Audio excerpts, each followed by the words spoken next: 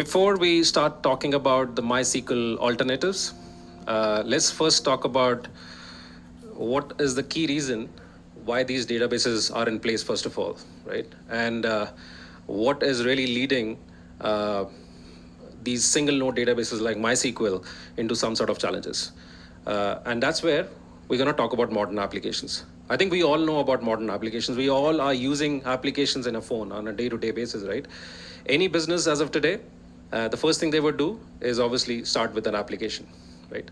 Gone are those days, we're talking about 15, 20 years ago, when businesses had, they never had this direct integration with the end users like us. But now that there is applications, for example, Flipkart, right? Flipkart can use end users instantly, right? They do not need any middlemen there. Or if we talk about Swiggy, or we talk about any other logistic app, for example, right? There is a direct interaction. And because there's a direct interaction with these applications, the demand, the traffic on these applications is growing, right? In today's era, we're talking about throughputs of anywhere ranging from 10,000, running 10,000 queries a second, all the way to 1 million, 2 million queries per second, right? That's a kind of increase in the traffic which we have seen. And to host these applications, we can't just continue using the old infrastructure which we used to. In most cases, back then, we used to have database servers, physical servers, or we used to have virtual machines, right? That was probably at the max. And then we saw emergence of Kubernetes environment, right? And then obviously we saw cloud. And now we know that the majority of adoption is going towards cloud.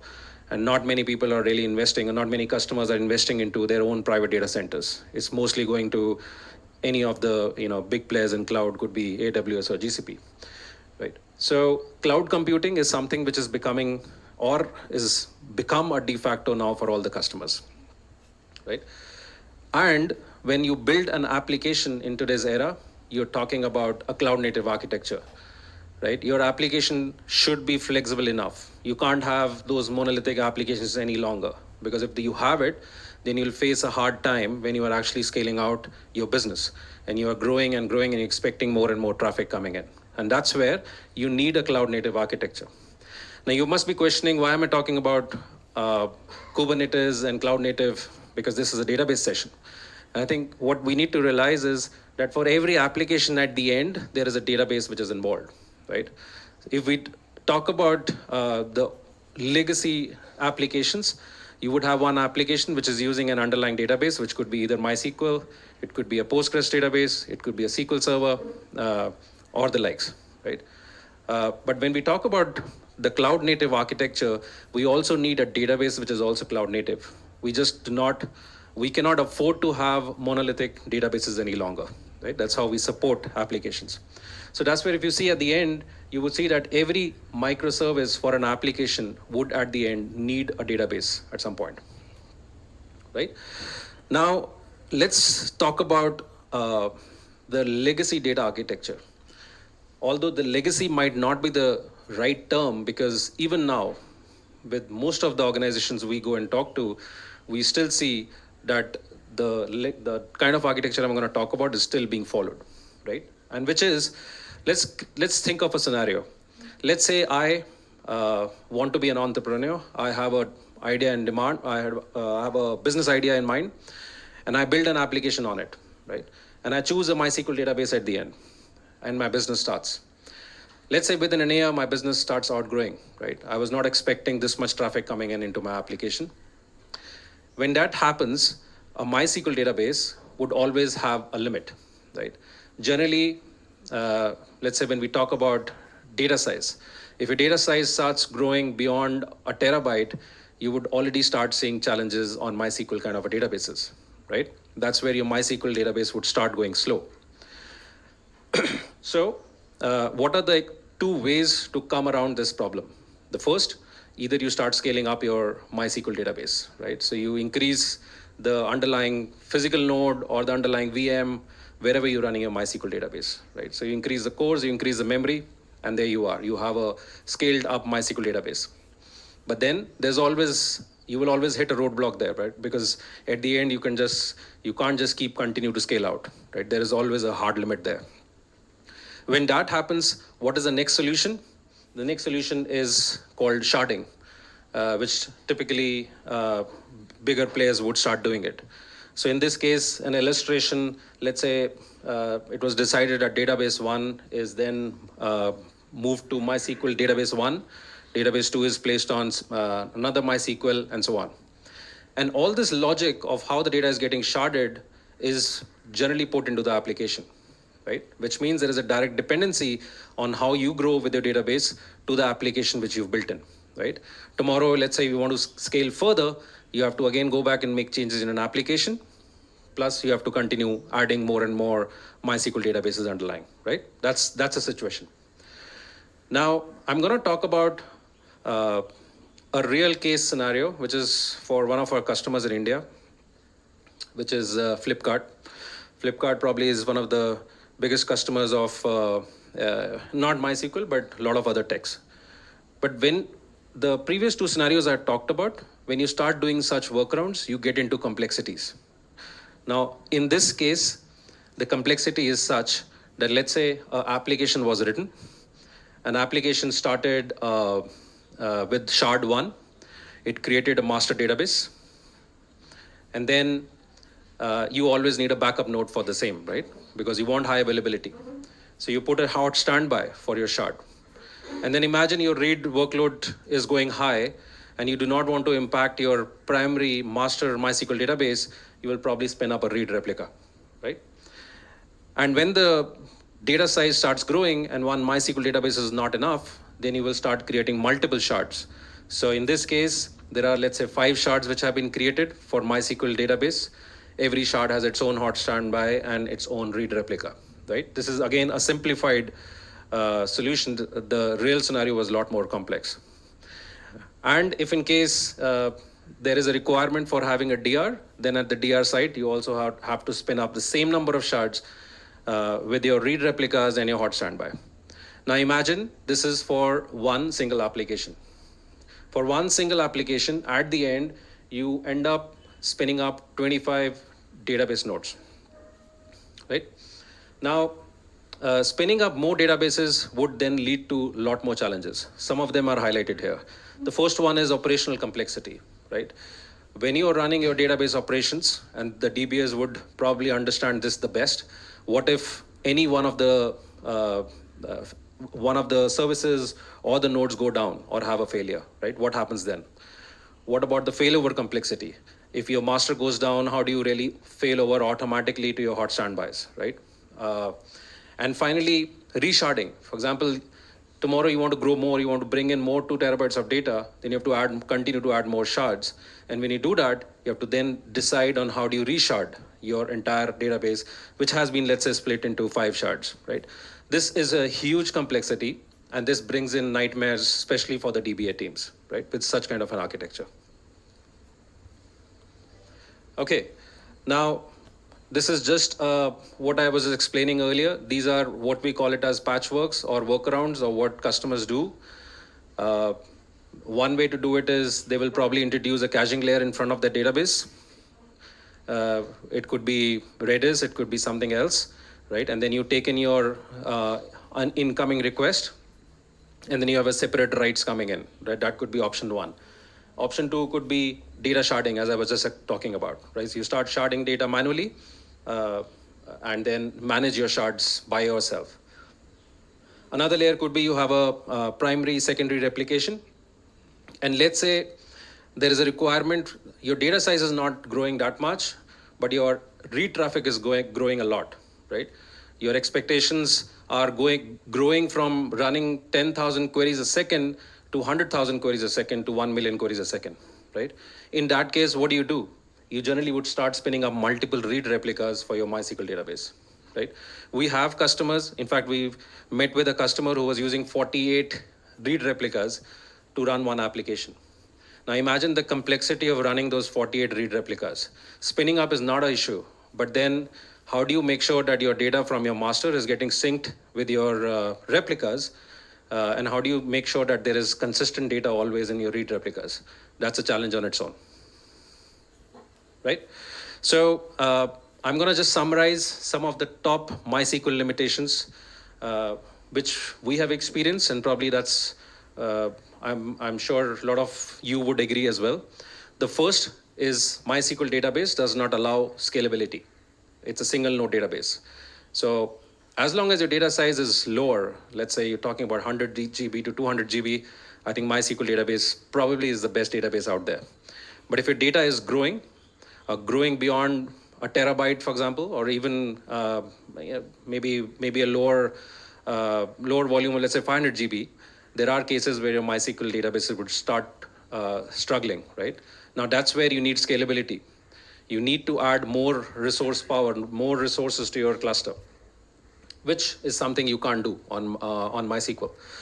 The second part is high availability. So even though there are ways, let's say you spin up a MySQL on RDS, then probably the AWS RDS would take care of your high availability, right? But specifically for other cases which are running on-prem, there is a challenge. You have to manage it on your own. You have to make sure that you have a primary and you have a hot standby, and there is a sync happening between these two at all times, and there's data consistency at all times. Right? The third one probably is also becoming the need of the hour. So many applications out there needs analytics in real time, right? I can probably take some examples. Let's say on a gaming application, when you're playing a game these days, first of all, when you play a game, you play across players across the globe, right? It's not just limited to just you playing. You're not playing against a computer, but you're playing against real people. So if you would have seen, there's a leaderboard coming on the games. You can see your ranking in real time. All that is analytics. There's the analytical queries running at the back end, right? If you start running those queries, which involve joins, which involve aggregations, computations at the back end, and you're trying to run MySQL database, there will be a lot of cases where you will start to see the performance struggles on these databases. And finally, the capability of handling these modern applications. These modern applications which demand being cloud native, which demands high throughputs, which demands low latencies, and then in addition, which demands resiliency and consistency at the best. Yeah. So this is where we start talking about the alternatives to MySQL, right? Before I get into it, maybe raise of hands if anybody knows what are the possible alternatives out there for MySQL. Maybe for those who have worked on MySQL.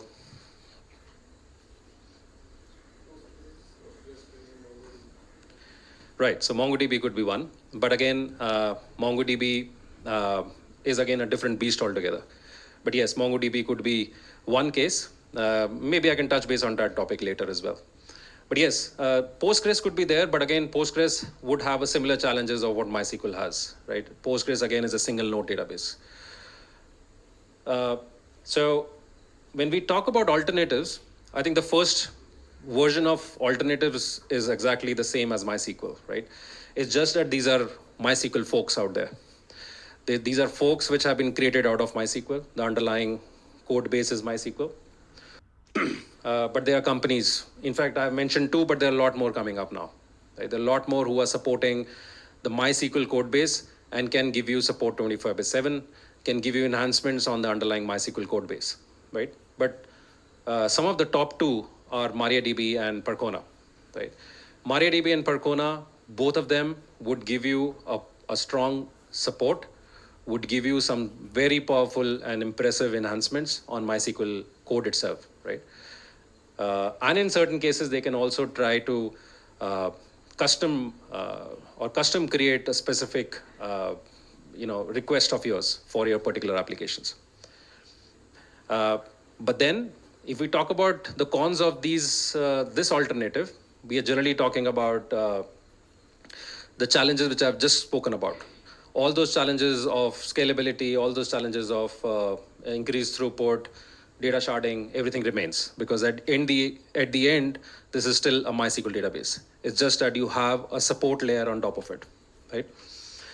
In fact, last week in Singapore, we were having an event with a company called Ivan, if anybody has heard about it.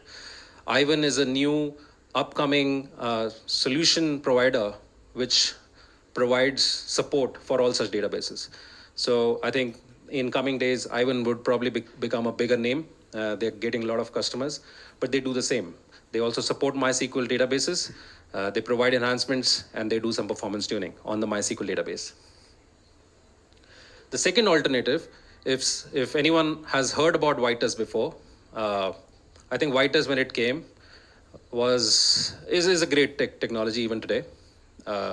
Vitus was built by a team in YouTube because there were some very similar challenges which I've talked about in YouTube space itself.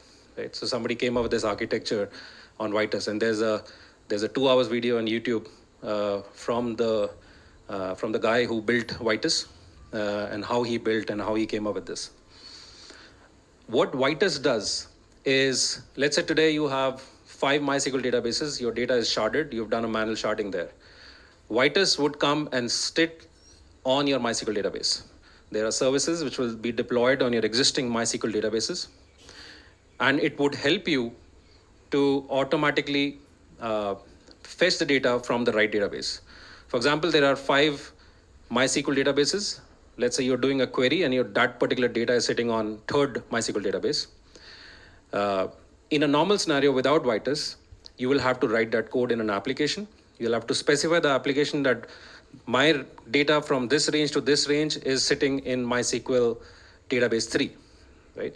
But with Vitus would be smart enough to decide and to know where your data is sitting on which underlying database, right? So definitely positives from Vitus. It does allow for horizontal scaling because you can then just add one more MySQL database. You can just spin up another Vitus service on top of it, and then you can continue to scale, right? So you do not need to do a manual management of your scalability. That's probably the first. All that complexity of how you distribute your data, how you shard your data onto multiple databases is taken away from Vitus. So that's another positive of Vitus, right? And as I said, your queries will automatically route to the underlying MySQL databases without you knowing. So Vitus would take care of that, which is great. And I think there are a lot of consumption of Vitus these days. In fact, now it has started to die down a little. Because Vitus, while it has its advantages, they have some of the bigger disadvantages. Some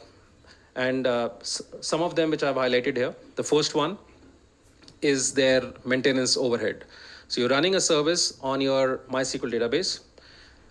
There are different type of services which run. One which identify where your data is, and the one is responsible for making sure that all your services are up and running. But if any one service goes down on Vitus, there is a huge lead of downtimes. We have seen even downtimes going up to 5 to 6 hours. If the service is gone down, this service probably has to be rebuilt on Vitus. And when this service gets rebuilt, it has to start collecting all the metadata information of that particular MySQL database node and fetch it. And it takes a longer time, right? So I think the first one itself, for all those applications which can't afford to have such a longer downtimes, probably will try to stay away from Vitus, right?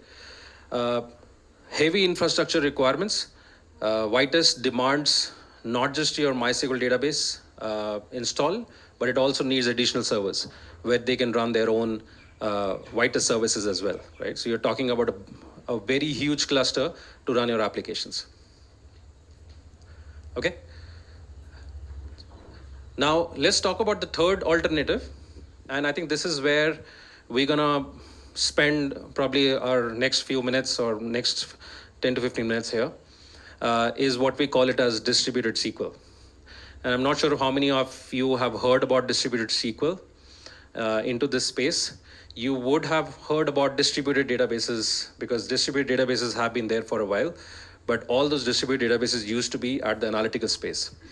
Right? If we talk about likes of Teradata or Greenplum or Vertica from HP, and if we talk about the modern era, we're talking about BigQuery, or we're talking about Snowflake.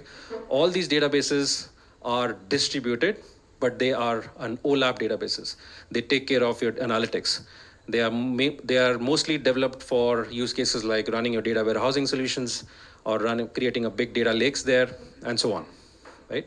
But distributed SQL in the transactional space has been fairly new into the industry. When I say new, means these databases have been there. Maybe they originated somewhere back in 2014 to 2015. So it's fairly new. It's not very old. But the adoption of such databases out there is tremendous.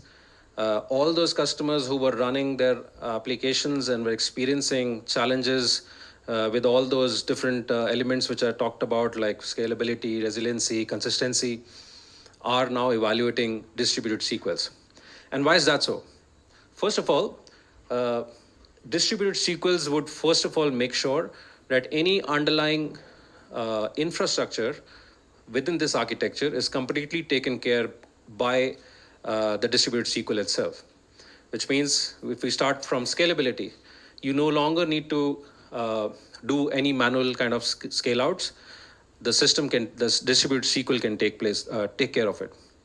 Right? You're talking about running both the workloads, OLTP as well as OLAP, certain part of OLAP, on one single database, which is possible now. In fact, these kind of databases are also called HTAP databases, hybrid transactional analytical databases. This term came from Gartner. So the ability to do that. And in addition, these databases, distributed SQL databases, are built cloud native, right? So they can start small based on the requirements you have and continue to grow along with your business, right? These are probably one of the perfect use cases for any applications which are outgrowing on MySQL as of today. Okay, a quick write-up on what is a distributed SQL. But I think at the end, what distributed SQL does is whatever nodes you are creating, whether it is on cloud or you're creating it on-prem, generally on cloud, you would start, the distributed SQL will start placing these nodes on different availability zones specifically, right? So one, that your data starts getting distributed on your underlying nodes for your OLTP use cases. And you're making sure that there's high availability and there's resiliency, right? And that is precisely where the distributed SQLs come in play. Okay, now let's dive down into the journey to the distributed data architecture, right? And we can probably correlate anything which is happening on MySQL databases or other related single node databases to a distributed SQL, and how does it happen? Okay, I think you probably would have heard PingCAP earlier, yes? Yugabyte and Cockroach are also distributed SQL. Yeah. So now that you've talked about it, maybe I'll just talk about a little bit more on these. In this particular distributed SQL space, there are a few databases which play as of today. You have Yugabyte DB and Cockroach DB, which understands the Postgres protocol. So if there are existing Postgres applications, then migrating them over to Yugabyte and Cockroach becomes easier because they understand the same protocol, right? When we talk about the MySQL space, which in the OLTP space, we see probably 60% of users still use MySQL compared to Postgres, although Postgres has been growing in adoption on a daily basis. So for the MySQL space, probably TiDB, which I'm going to talk about, is probably the only distributed SQL which understands the MySQL protocol. And then probably we also have AWS Aurora, but AWS Aurora is not truly a distributed SQL.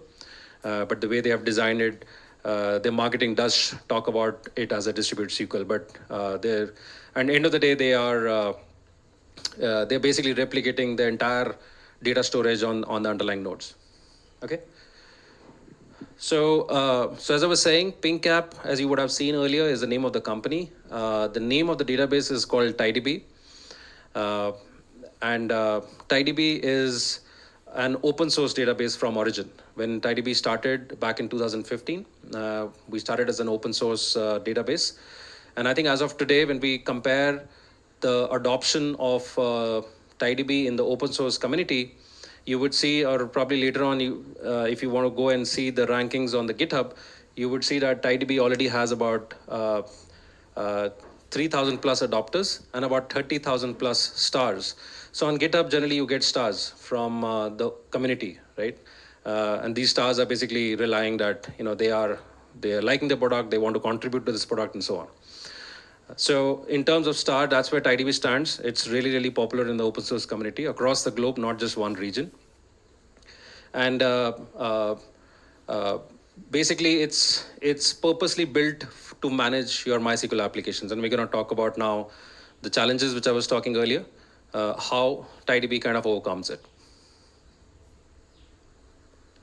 Okay, so to make it more technical, probably I'll try to stay at the architecture level here, but to explain how the distributed SQLs really work, especially at the OLTP space, right? Now, when we talk about OLTP again, we're talking about higher throughputs, right? We have recently, one of the customers, in fact, Flipkart recently published a blog on LinkedIn. They have tested an application which is expecting about 1 million QPS requirements, and the latency is about 8 to 10 milliseconds, right? They wanted to test it out on TiDB, and they did that. They could successfully complete their testing results, and that's how they created this blog. So let's understand this architecture of TiDB, which is a distributed SQL. The first layer which you see there is called the TiDB cluster, which we call as TiDB cluster. There's a TiDB layer, there is a storage layer, and then there is on the top a PD layer. Okay. If we start with the TiDB layer, this layer is basically built for computation only. All your computation aggregations would happen at this layer. This is the layer which understands your SQL protocol. So if you've written anything on MySQL, on any application which wants to port from MySQL to TiDB, can just lift and shift and just put it on TiDB and start running it, because we support majority of what MySQL does. Right? Just to be clear, we do not run on a MySQL code base. Right? We are not a fork of a MySQL. We built our architecture grounds up, but we have made it compatible with MySQL. Right? So this layer is what the end users will communicate with. The DBAs, the applications, they would only communicate with this TiDB layer and nothing else. Everything else is completely internal to this architecture. Then we have something called a PD cluster. This cluster is basically a brain of this entire architecture. It's the metadata manager, but in addition, it does a lot other work within the database. It would make sure and it would note down which data is being loaded to which underlying storage. If you want to fetch the data, metadata manager is the one which would help you to fetch the data from there. It would help you to make sure how many replicas are being created for every record you're trying to load. It'll try to make sure all the services are up and running, because it's a distributed architecture. There's multiple services running underlying under this architecture, right? And finally, I think this is where it gets interesting, where we talk about the storage cluster. And in the storage cluster, we have two components. One is called TiKV and one is called TiFlash. KV actually means key value. So we still store the data in a key value pair, which like any other NoSQL database would do, right? And why we do that and why we chose that to use NoSQL, because NoSQL formats are still the fastest to retrieve the records, right? So we store the data in a row-oriented format, and the data is stored in a key value. Now, every time you load the data, you would be obviously trying to load from a relational point of view, but on the fly in the runtime, the data gets translated to a key value pair and is placed. And there's another layer called TiFlash. This layer is what we call it as a columnar engine. We store data in a columnar store on this particular storage.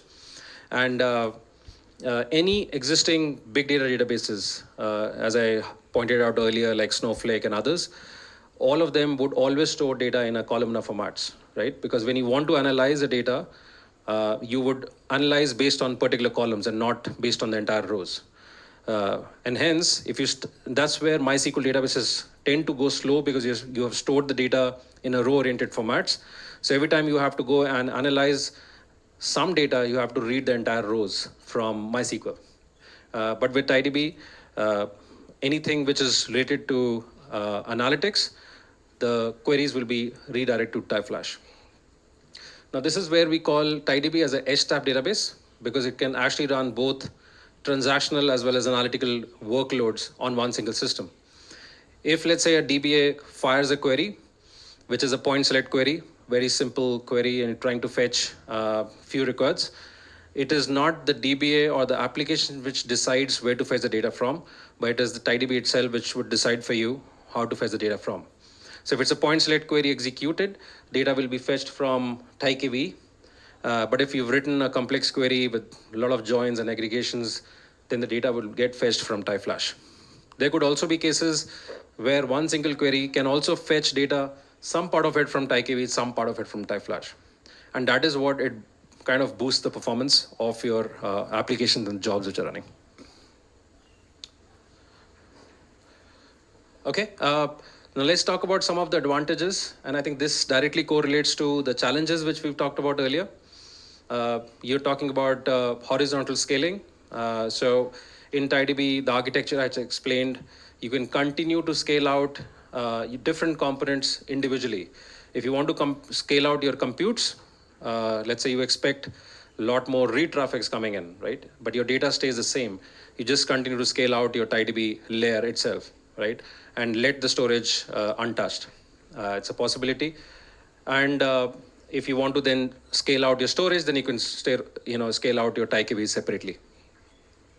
I think high availability, as I said, is the need of the hour and the most important thing to have. And we maintain high availability with something called a Raft protocol. If anyone of you has heard, Raft protocol is probably is a protocol which would make sure that your data is always consistent when written on the underlying storage. In TiDB, we always have total of 3 replicas for any data record which is written. So Raft protocol will ensure that till the time the majority of the data is not written, it would not go and commit to the database. So consistency and high availability is maintained with the replicas we have. Right? We're talking about mixed workloads, which I just touched base on. You can run a 1 million queries per second workload on TiDB. And at the same time, you can run a very complex analytical query on TiDB. And both these queries would not impact each other, because if you've seen the architecture, we've completely separated out the layers. Your analytical queries most likely will be running on TiFlash, and your 1 million QPS workload will be running on TiDB. Right? We are MySQL compatible. We are multi-cloud. We are available on AWS, GCP. We are going to be soon available on Azure. We are open source from origin, and we have a robust security. So we have a strong encryption methodologies. We have encryption in transit, encryption at rest. And then on the cloud, we have a managed service database, which has all the possible certifications which are generally required. Okay. Now let's talk about what are the top use cases for TiDB. Obviously, the first use case for TiDB as a database is to all those customers who are using MySQL. And if they are using MySQL and they have challenges on MySQL, then probably that is the first use case where TiDB gets in. The second one is more on real-time analytics. So one example I shared earlier was gaming. Other could be, let's say in FSI sector, you want to do fraud detection in real time while the data is being executed. You can run all those analytical queries in real time. If you want to do application modernization, for example, right? If you want to move out from a monolithic to a cloud native architecture, then TiDB can also be run on Kubernetes in the microservices fashion, right? So we can split our services on for each microservice and let it run. And finally, tech stack unification. And I think this is another thing which probably no other distributed SQL would do. What we can also do is you can actually, I mean, as of now, if we speak, every application would always have one single database, which is MySQL. If you have 100 MySQL applications, you will have 100 databases, and 100 databases into standby, so 200 databases. And if let's you also have read replicas, then 300 databases, right? With TiDB, we can actually merge all these MySQL applications onto one single TiDB cluster, and then we can actually manage the resources for these. This we call it as resource control. We can say that for application 1, we give them 20 CPUs and 30 GB memory. For application 2, we give more CPUs and more memory and so on, right? So you can manage all these resources to make sure that one application does not impact the other. Okay, just to close this off, these are just some of the global customers we have. We have grown exponentially. We have a lot of enterprise customers. We have a huge list of community users who are using TiDB in today's era. And I think as of now, most of the customers on MySQL are possibly coming and talking to us. But there are also a huge list of customers who are running on MongoDB, who are also trying to make their moves for specific use cases. Because MongoDB, probably 10 years ago, there was no distributed SQL at that time, right? So for all those applications who wanted this bigger workloads, MongoDB was the only option for them during then, right? So for some customers, it was a forced decision to go Mongo. But now they realize that a lot of their use cases are not really designed for Mongo. You cannot run analytical queries on Mongo. I mean, you can, but Mongo will never give you the right performance you're looking for, right? So such customers also are trying to pull in there.